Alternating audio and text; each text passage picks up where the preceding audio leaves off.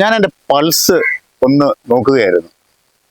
നമ്മുടെ പൾസ് നോക്കി നമ്മുടെ ശരീരത്തിൽ വന്നതും ഇനി വരാനുള്ളതും അതേപോലെ ഇപ്പോൾ ഉള്ളതുമായ രോഗങ്ങൾ നിങ്ങൾക്കൊന്ന് പറഞ്ഞു തരുന്ന ഒരു ഡോക്ടറെ ഞാനൊന്ന് പരിചയപ്പെടുത്തി തരട്ടെ.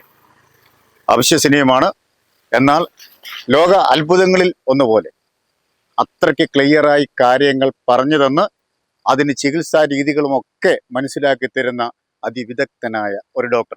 അദ്ദേഹത്തെയാണ് ഇന്ന് ലൈവ് ടിവിയുടെ കേരള ഗൈഡ് പരിചയപ്പെടുത്തുന്നത്.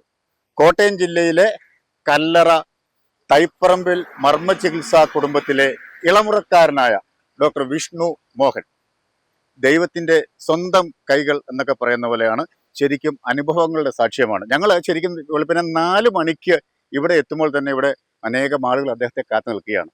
ഇത്ര കൈപുണ്യമുള്ള പൾസ് നോക്കി നമ്മുടെ കാര്യങ്ങൾ പറഞ്ഞു തരുന്ന ആ ഡോക്ടറെ നമുക്കൊന്ന് പരിചയപ്പെടാം. കമാൺ.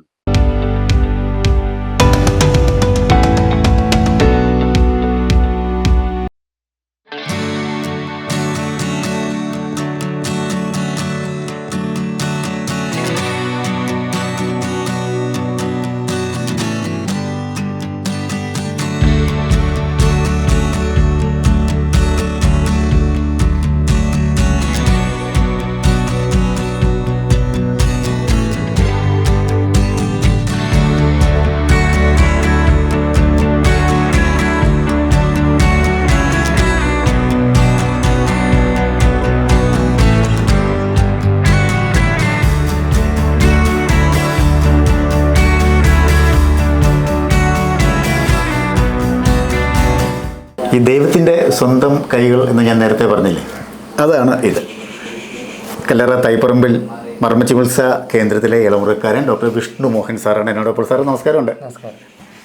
ശരിക്കും നമുക്ക് ഈ സ്കാനിങ്ങും അതേപോലെ തന്നെ ടെസ്റ്റും ഒന്നുമില്ലാതെ ഈ പൾസ് നോക്കി എങ്ങനെയാണ് ഇത്ര കൃത്യമായി രോഗങ്ങൾ പറയുന്നത്? അപ്പോൾ ഇതിൽ പൾസ് ഡയഗ്നോസിസ് എന്ന് പറയുമ്പോഴത്തേക്കും നമ്മൾ പൾസിൻ്റെ ചലനങ്ങളും അതിൻ്റെ മൂവ്മെൻറ്റ്സ്, അതുപോലെ തന്നെ അതിൻ്റെ ഫ്രീക്വൻസി, പിന്നെ അതിൻ്റെ ഓരോ വേരിയേഷൻസ് അത് നോക്കിയിട്ടാണ് നമ്മൾ അത് പറയുന്നത്. അതൊരു സ്കില്ലും കൂടെയാണ് ശരിക്കും പറഞ്ഞു കഴിഞ്ഞാൽ. നമ്മൾ ഗുരുക്കന്മാർ നമ്മളെ പഠിപ്പിച്ചിട്ടുണ്ട്, പക്ഷേ അതിലുപരി നമ്മളത് ഓരോരോ ആൾക്കാരെ നോക്കി ആർജിച്ചെടുക്കുന്നതും കൂടെയാണ്. ശരിക്കും പരമ്പരാഗതമായി കിട്ടിയ ഒരു കഴിവ് തന്നെയാണോ ഇത്? പരമ്പരാഗതമായ അറിവും ഇതിനെ സഹായിച്ചിട്ടുണ്ട്. ഒരു 70% അത് തന്നെയാണ് സഹായിച്ചത്. ശരി. അമ്മാവിൽ നിന്നും കിട്ടിയ ആ കഴിവ് അതിനുശേഷമാണോ വയനാടൊക്കെ പോയത്? അതെ. വയനാട് നമ്മളുടെ വൈദ്യന്മാർ കുറേ എന്നെ സഹായിച്ചിട്ടുണ്ട്. ശരിക്കും പറഞ്ഞു കഴിഞ്ഞാൽ ആർക്കും പറഞ്ഞു കൊടുക്കാത്ത കുറേ കാര്യങ്ങൾ എന്നിലേക്ക് പറഞ്ഞു തന്നപ്പോൾ എനിക്ക് തന്നെ തോന്നി എന്തോ ഒരു ദൈവഭാഗ്യം എനിക്കുണ്ടെന്ന്. അതാണ് ശരിക്കും. അത് കഴിഞ്ഞ് പിന്നെ എവിടെയാണ് പഠനം നടത്തിയത്? നമ്മൾ BNYS എന്ന് പറഞ്ഞ bachelor of naturopathy and yogic science എന്ന് പറഞ്ഞ 5.5 വർഷത്തെ കോഴ്സാണ് ശരിക്കും ഡോക്ടർ കോഴ്സ് ചെയ്തത്. അപ്പോൾ അതിനുശേഷം ഒത്തിരി PG ഡിപ്ലോമ കോഴ്സുകളൊക്കെ ചെയ്തു. അതിൻ്റെ കൂടെ നമ്മൾ അതിലുപരി ഈ അക്കാഡമിക് പഠനമല്ലാതെ അതിലുപരി ശരിക്കും കേരളത്തെ സംബന്ധിച്ചിടത്തോളം കുറേ നാട്ടറിവുകൾ നമുക്കിവിടെ ഉണ്ട്. പുറത്ത് പഠിക്കുന്നതിനേക്കാളും പുറത്ത് നമുക്ക് ശരിക്കും കണ്ടുപിടിക്കാത്ത മരുന്നുകൾ, രോഗങ്ങൾക്ക് കണ്ടുപിടിക്കാത്ത മരുന്നുകൾ എന്നൊക്കെ നമ്മൾ പറയുന്നില്ല. ചില രോഗങ്ങൾക്ക് മരുന്നില്ല എന്നൊക്കെ പറയുന്നത് ചിലവരുടെ കയ്യിൽ രഹസ്യമായിട്ടോ എന്തെങ്കിലും അല്ല, അവരുടെ കയ്യിലുള്ള ആ അറിവ് അവർക്കത് അത്രയും പ്രഷ്യസ് ആണെന്ന് അറിയാതെ വച്ചിരിക്കുന്നവരുമുണ്ട്. അവർക്ക് വലിയ ഗ്രാഹ്യമില്ല. പക്ഷേ ഞാനൊരു എക്സാമ്പിൾ പറയാം. ഞാൻ വയനാട് പോയി കഴിയുമ്പോൾ നമ്മളുടെ ഈ ചെറുളയില്ലേ, ചെറുള കരിക്കും വെള്ളത്തിൽ ഒരു 4 മണിക്കൂർ ഇട്ട് വെച്ചിട്ട് ചതച്ചാണ് ഇട്ടിട്ടുണ്ട്. അതിട്ട് വെച്ചിട്ട് ആ വെള്ളം കുടിക്കുക. ശരിക്കും പറഞ്ഞു കഴിഞ്ഞാൽ വെള്ളപ്പൊക്ക് പോലുള്ള കാര്യങ്ങൾ, ഫംഗൽ ഇൻഫെക്ഷനൊക്കെ ഒരു പ്രാവശ്യം വന്നു കഴിഞ്ഞാൽ വീണ്ടും വരും. അതങ്ങനെ പോകത്തില്ല. പക്ഷേ ഈ മരുന്ന് കൊടുത്ത് ഏകദേശം എനിക്ക് തോന്നുന്ന ഒരു 60-70% പേർക്ക് പിന്നെ വന്നിട്ടില്ല. പക്ഷേ ഈ അറിവ് പറഞ്ഞു തന്ന ആൾ ഇപ്പോൾ ജീവനോടെ ഇരിപ്പില്ല. പക്ഷേ അദ്ദേഹം എന്ത് ചെയ്യുകയെന്ന് പറഞ്ഞാൽ ചന്ദ്രശേഖരൻ വൈദ്യർ എന്ന് പറഞ്ഞൊരു വൈദ്യരാണ് വയനാടുള്ളത്. അപ്പോൾ അദ്ദേഹത്തിന് ഇത് ഇങ്ങനെയാണ്, ഇത്രയും ഇതിൽ എഫക്റ്റീവ് ആണെന്നുള്ളത് അറിയില്ല. ഇത് ഉപയോഗിക്കാം എന്നുള്ളതേ. പക്ഷെ ഉപയോഗിച്ച് വന്നപ്പോൾ എനിക്കത് വളരെ എഫക്റ്റീവായിട്ട് തോന്നി. അങ്ങനെ കുറേ കാര്യങ്ങളും കൂടെ നമ്മുടെ കേരളത്തിലുണ്ട്. ഉണ്ടല്ലേ? അപ്പോൾ ഈ രംഗത്തേക്ക് കടന്നു വരുമ്പോൾ എത്ര വർഷമായിക്കാണോ ഏകദേശം? ശരിക്കും ഡോക്ടർ പഠനം കഴിഞ്ഞ് പ്രാക്ടീസിലേക്ക് എത്തിയത് 2009-ലാണ്. അത് ശരി. 2009 തൊട്ട് ഇങ്ങോട്ട്. അതിന് മുമ്പ് എന്ത് ചെയ്യുക, ഈ കുടുംബപരമായിട്ടുള്ളത് കൊണ്ട് ചെറിയ ചികിത്സയും കറക്ഷൻ, പ്രത്യേകിച്ച് ഈ ഫ്രോസൺ ഷോൾഡർ ഡിസ്ലൊക്കേഷനൊക്കെ കറക്റ്റ് ചെയ്യും. ആളുകൾക്ക് വരുന്നതാണല്ലോ. അതെ അതെ, അതെല്ലാം പഠനത്തോടൊപ്പം, അല്ലെങ്കിൽ എനിക്ക് തോന്നുന്നത് സ്കൂൾ കാലഘട്ടത്തിൽ തന്നെ ഈ പരമ്പരാഗതമായി കാര്യങ്ങൾ, ആ ഒരു കാര്യങ്ങൾ സഹായിക്കുമായിരുന്നു ഞാൻ. ശരി. അതേപോലെ രഹസ്യം ചോദിക്കട്ടെ, ഈ അത്യാഹിത വിഭാഗത്തിൽപ്പെട്ട രോഗികളെ പോലും താങ്കളുടെ ഈ കൈപ്പുണ്യം കൊണ്ട് രക്ഷപ്പെട്ടുവെന്ന് പലരും എന്നോട് പറഞ്ഞു. അതേക്കുറിച്ച് എന്നുള്ളതല്ല, ശാസ്ത്രമാണ് അവിടെ. അപ്പോൾ ആ ശാസ്ത്രം കൊണ്ട് തന്നെ എന്ത് ചെയ്യാന്ന് പറഞ്ഞാൽ, നമുക്ക് ഈ ഒരു സിസ്റ്റത്തിൽ എമർജൻസി സിറ്റുവേഷനിൽ പലപ്പോഴും നമുക്ക് ആസ്മ അല്ലെങ്കിൽ ഇതുപോലെയുള്ള കറക്ഷൻ പോലുള്ള കാര്യങ്ങൾ നമുക്ക് ചെയ്യാൻ സാധിക്കാറുണ്ട്. ശരി. ഞങ്ങൾ വെളുപ്പിന് ഒരു 3:30-4 മണി സമയത്താണ് ഇവിടെ വരുന്നത്. അപ്പോഴും താങ്കളെ കാത്തിങ്ങനെ ആളുകൾ ഇങ്ങനെ ക്യൂ നിൽക്കുകയാണ്. അപ്പോൾ എന്തൊക്കെ ട്രീറ്റ്മെൻറ്റാണ് ഇവിടെ ശരിക്കും നമ്മൾ ചെയ്യുന്നത്? അപ്പോൾ കൂടുതലും എന്ത് ചെയ്യുക, രോഗം അറിയാൻ വരുന്നവരുണ്ട്. പിന്നെ ചികിത്സ പലപ്പോഴും എന്ത് ചെയ്യുക, ഒരു 3 വിഭാഗം ആൾക്കാരാണ് ഇവിടെ വരുന്നത്. ഒന്ന് രോഗം അറിയുക, പിന്നെ രണ്ടാമത്തെ കാര്യം മറ്റുള്ള സ്ഥലങ്ങളിൽ ശരിക്കുള്ള ചികിത്സ അല്ലെങ്കിൽ അത് രോഗം മാറാതെ വരുന്നവർ. ഒന്ന് എന്ത് ചെയ്യാന്ന് പറഞ്ഞാൽ അവസാനം ഇതും കൂടെ നോക്കാം എന്ന് വരുന്നവരുണ്ട്. പിന്നെ എന്ത് ചെയ്യാന്ന് വെച്ചാൽ വലിയൊരു വിഭാഗം നമുക്കിപ്പം നമ്മളുടെ ചികിത്സയൊക്കെ അറിഞ്ഞ് അത് ഏത് രോഗമാണെങ്കിലും അത് ഇതുകൊണ്ട്, കാരണം എന്താണെന്ന് വെച്ചാൽ വേറെ ഒത്തിരി സൈഡ് എഫക്റ്റ് ഇല്ല, അല്ലെങ്കിൽ എന്ത് ചെയ്യാന്ന് വെച്ചാൽ ഭക്ഷണം കൊണ്ട് മാത്രം, അല്ലെങ്കിൽ ഭക്ഷണത്തിൻ്റെ ചാർട്ടൊക്കെ ഞാൻ കൊടുക്കാറുണ്ട് എല്ലാ രോഗികൾക്കും. അങ്ങനെ വരുന്നവരുണ്ട്. പിന്നെ ചിലപ്പോൾ എന്ത് ചെയ്യാന്ന് പറഞ്ഞാൽ കറക്ഷൻ ടെക്നിക്സ് മാത്രം, മരുന്ന് വേണ്ട എന്നുള്ള ഒരു രീതിയിൽ അങ്ങനെ വരുന്നുണ്ട്. പിന്നെ ഹെർബൽ മെഡിസിൻ അല്ലെങ്കിൽ സപ്ലിമെൻറ്റ്സ് മാത്രം കൊണ്ട് മാറാം എന്നുള്ള രീതിയിലും ഈ 3 വിഭാഗത്തിലുള്ള ആൾക്കാരാണ് വരുന്നത്. ഒന്ന് എന്ന് പറയുന്നത് രോഗം പേടിയുള്ളവർ, പിന്നെ എന്ത് ചെയ്യാന്ന് പറഞ്ഞാൽ ചികിത്സ അതെ അതെ അതെ ചികിത്സ മറ്റ് ശരിയായിട്ട് മാറാതെ, ചികിത്സ എടുത്തിട്ടും മാറാതെ വരുന്നവർ. പിന്നെയുള്ളവർ ഇതിൻ്റെ മറ്റ് തലങ്ങൾ അറിഞ്ഞു വരുന്നവർ, ശരിക്കുള്ള അറിവുള്ളവരുണ്ട് ഇതിനെപ്പറ്റി, അങ്ങനെ വരുന്നവരാണ് വരുന്നത്. ശരി. നമുക്കിവിടെ കിടത്തി ചികിത്സാ സൗകര്യങ്ങളൊക്കെ ഉണ്ടോ സാർ? ഇവിടെ ഇല്ല, കല്ലറയിലില്ല. ഞാൻ കിടത്തി ചികിത്സാ സൗകര്യം ചെയ്യുന്ന, ഞാൻ മാർസ്ലീവ മെഡിസിറ്റിയിൽ വർക്ക് ചെയ്യുന്നുണ്ട്. പിന്നെ ഹോളി ക്രോസ് ഹോസ്പിറ്റൽ ചേർത്തലയിലും വർക്ക് ചെയ്യുന്നുണ്ട്. അവർ 2 ഇടത്തുമാണ് ഇപ്പം കിടത്തി ചികിത്സ ചെയ്യുന്നത്. പിന്നെ ഇപ്പോൾ എറണാകുളത്ത് ഡോക്ടർ പൾസ് എന്ന് പറയുന്ന ഒരു ക്ലിനിക്കും കൂടെ നമ്മളുടെ കളമശ്ശേരി കുസാറ്റിനടുത്ത് പൈപ്പ് ലൈൻ ജംഗ്ഷനിൽ ഉണ്ട്. ശരി. അപ്പോൾ ഡോക്ടറിൻ്റെ സേവനം ഇനിയും നമുക്ക് എറണാകുളത്തും ലഭ്യമാണ്. അത് പ്രിയപ്പെട്ട പ്രേക്ഷകർ പ്രത്യേകം നോട്ട് ചെയ്യാം. അപ്പോൾ നമുക്ക് തങ്ങളുടെ കുടുംബത്തെക്കുറിച്ച്, വൈഫും ഡോക്ടറാണെന്ന് എനിക്കറിയാം, പ്രേക്ഷകർക്ക് വേണ്ടി. സിദ്ധ ഡോക്ടറാണ് അദ്ദേഹം. ഇപ്പോൾ NHM നാഷണൽ ഹെൽത്ത് മിഷനിലായിരുന്നു, ഇപ്പോൾ പ്രൈവറ്റ് സെക്ടറിലേക്ക് വന്നിട്ടുണ്ട്. മാർസ്ലീവയിലും പിന്നെ ഇവിടെ എന്നെ സഹായിക്കാറുണ്ട്, പക്ഷേ രാവിലെ എപ്പോഴും പറ്റാറില്ല, തിരക്കിലാണ്. അതെ. പിന്നെ എറണാകുളത്തും ഇപ്പോൾ വർക്ക് ചെയ്യാൻ തുടങ്ങുന്നുണ്ട്. അപ്പോൾ താങ്കളുടെ സേവനം ആവശ്യമുള്ള ഞങ്ങളെപ്പോലുള്ള ആളുകൾ എന്താണ് ചെയ്യേണ്ടത്? ഓൺലൈൻ ബുക്കിംഗ് ഒക്കെ നമുക്കുണ്ടോ? ഓൺലൈൻ ബുക്കിംഗ് ഇവിടെ ഇപ്പം നേരിട്ട് വരുന്നവർ, അതുപോലെ തന്നെ വിളിച്ചു പറഞ്ഞ് ബുക്ക് ചെയ്യുന്നവരാണ് കല്ലറയിലുള്ളവർ വരുന്നവർ. പിന്നെ മാർസ്ലീവയിലും ഹോളി ക്രോസിലും ബുക്കിംഗ്, ഫോൺ ബുക്കിങ്ങും ഓൺലൈൻ ബുക്കിങ്ങും ഉണ്ട്. അത് തന്നെ എറണാകുളത്തും ഉണ്ടാവും, നമ്പർ ഉണ്ടാവും. നമ്മുടെ മനുഷ്യ ശരീരത്തിനെ ബാധിക്കുന്ന എല്ലാ രോഗങ്ങൾക്കും നാച്ചുറോപ്പതിയിൽ ചികിത്സയുണ്ടോ സാർ?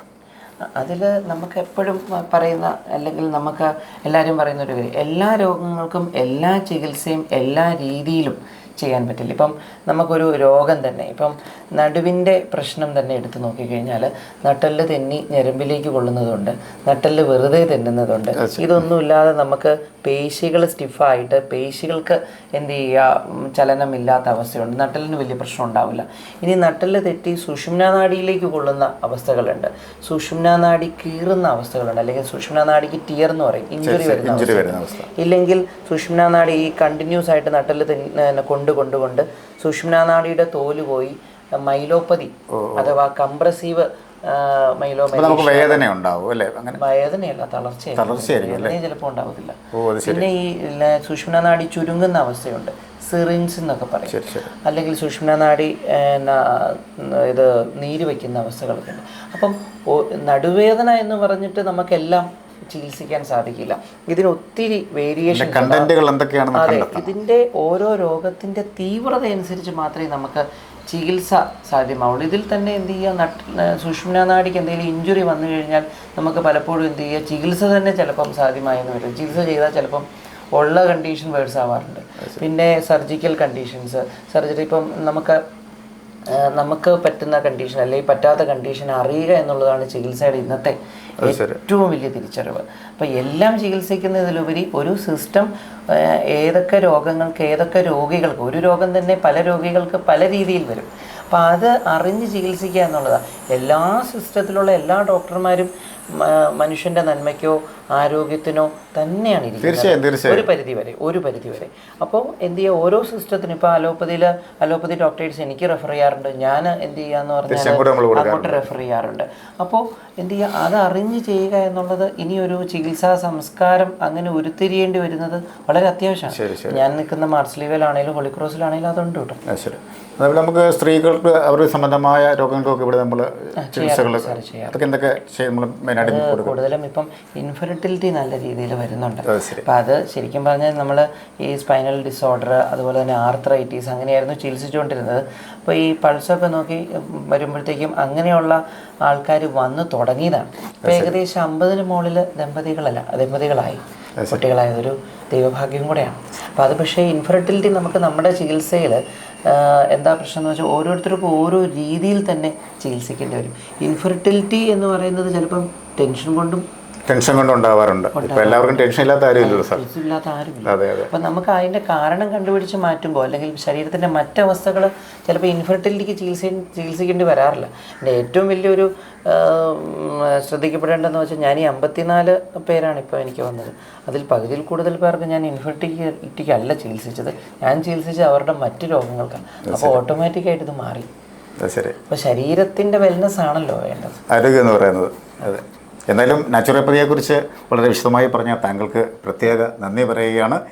അതേപോലെ തന്നെ പരമ്പരാഗതമായും അതേപോലെ കൈപ്പുണ്യം കൊണ്ടും ഒക്കെ കിട്ടിയ ദൈവത്തിൻ്റെ കരങ്ങളാണ് ഇത്. സേവനം ആവശ്യമുള്ളവർ ഡോക്ടർ ഇന്ന് തന്നെ കോൺടാക്ട് ചെയ്യണം. ശരിക്കും എൻ്റെ അനുഭവം കൊണ്ട് ഞാൻ പറയുന്നതാണ്. പ്രത്യേക നന്ദി. Thank you.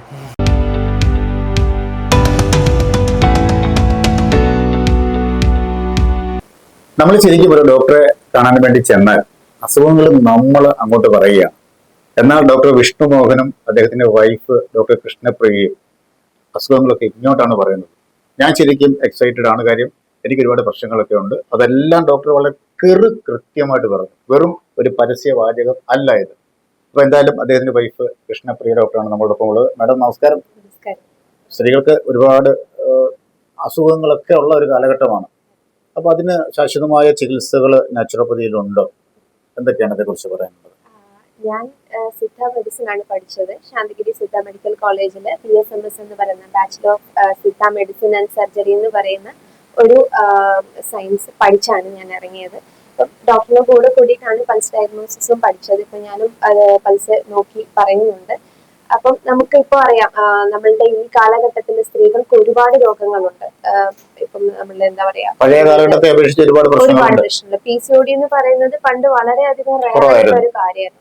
പക്ഷെ ഇപ്പൊ അതൊരു ജീവിതശൈലി രോഗം പോലെ ഇപ്പം എല്ലാ സ്ത്രീകളിലും തന്നെ അതിന്റെ തുടക്കവും അല്ലെങ്കിൽ അതിന്റെ മൂർധന്യ അവസ്ഥയിൽ എത്തിയവർ ഒരുപാട് പേരുണ്ട്. അതുപോലെ തന്നെ ഇൻഫെർട്ടിലിറ്റി എന്ന് പറയുന്ന ഒരു പ്രശ്നം പണ്ട് അധികം ഇല്ലായിരുന്നു. പക്ഷെ ഇപ്പം അത് വളരെയധികം ഇപ്പൊ നമുക്ക് തന്നെ അറിയാം, IVF-ന്റെ ഒരു ഹോസ്പിറ്റൽസ് വളരെയധികം കൂടിയിട്ടുണ്ട്. അങ്ങനെയുള്ള ചികിത്സകളും ഞങ്ങൾ ഇവിടെ സ്ത്രീ സംബന്ധമായ ചികിത്സകളും ഞങ്ങൾ ചെയ്യുന്നുണ്ട്. PCODക്ക് ആണെങ്കിലും മൈഗ്രെയിൻ പോലുള്ള പ്രശ്നങ്ങൾ, അതുപോലെ തന്നെ സ്ട്രെസ് റിലേറ്റഡ് ആയിട്ടുള്ള ഒരുപാട് സ്ത്രീകളുടെ രോഗങ്ങൾക്കും ഞങ്ങൾ ഒരു ശാശ്വത പരിഹാരം എന്നുള്ള രീതിയിൽ തന്നെ ചെയ്യുന്നുണ്ട്. നമ്മളുടെ ഈ സിസ്റ്റത്തിൽ തന്നെ ചെയ്യുന്നുണ്ട്. ഞാൻ നേരത്തെ പറഞ്ഞതുപോലെ പാരമ്പര്യത്തിലൂടെയും അതേപോലെ തന്നെ പഠനത്തിലൂടെയും കിട്ടിയ കഴിവ്, പ്രത്യേകിച്ച് പൾസുകൾ നോക്കി നമ്മുടെ അസുഖങ്ങളും വരാൻ പോകുന്ന കാര്യങ്ങളും ഒക്കെ നമുക്ക് വളരെ വിശദമായി ഡോക്ടർ പറഞ്ഞു തന്നു. ശരിക്കും ഒരു അത്ഭുത പ്രതിഭാസം തന്നെയാണ്. അപ്പോൾ നിങ്ങൾക്ക് ഇദ്ദേഹത്തിന്റെ സേവനം ആവശ്യമുണ്ടെങ്കിൽ തീർച്ചയായും കോൺടാക്ട് ചെയ്യണം. മനോഹരമായ ഈ എപ്പിസോഡ് ഇവിടെ സമാപിക്കുന്നു. വീണ്ടും കണ്ടുമുട്ടാം. Signing off Changanassery.